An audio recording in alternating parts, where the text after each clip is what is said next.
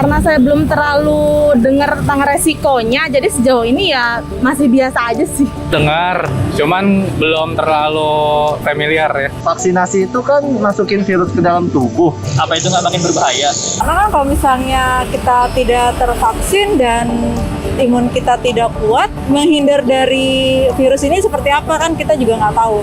Masih sering bingung dengan informasi seputar vaksin? Apalagi dari pertanyaan-pertanyaan tadi, banyak juga nih yang bingung tentang aman tidaknya vaksin. Sampai ada isu yang tidak berkaitan sama sekali.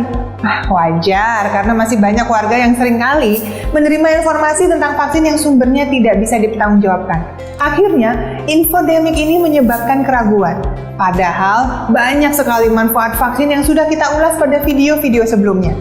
Jadi, penting ya untuk meluangkan sedikit waktu untuk mencari informasi yang valid di masa seperti sekarang ini.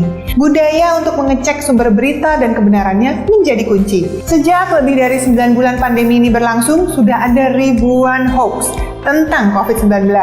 Beberapa di antaranya terkait dengan vaksin. Yang pertama, katanya vaksin mengandung bibit penyakit, jadi sama saja dengan membuat badan kita jadi sakit.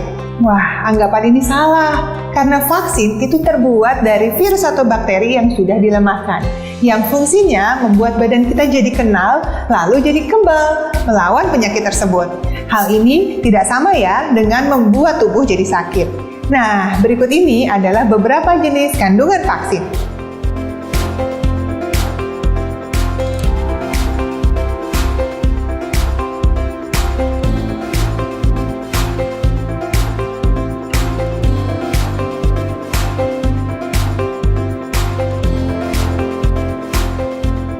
Yang kedua, katanya vaksin mengandung zat-zat yang berbahaya. Wah, vaksin yang sudah diproduksi massal tentu harus memenuhi syarat utama: aman, efektif, stabil, dan efisien. Setiap vaksin yang beredar harus lebih dulu lolos uji dari otoritas yang berwenang. Di Indonesia, ada Badan POM sebagai badan yang berwenang yang akan memastikan bahwa vaksin aman dan tidak mengandung bahan berbahaya.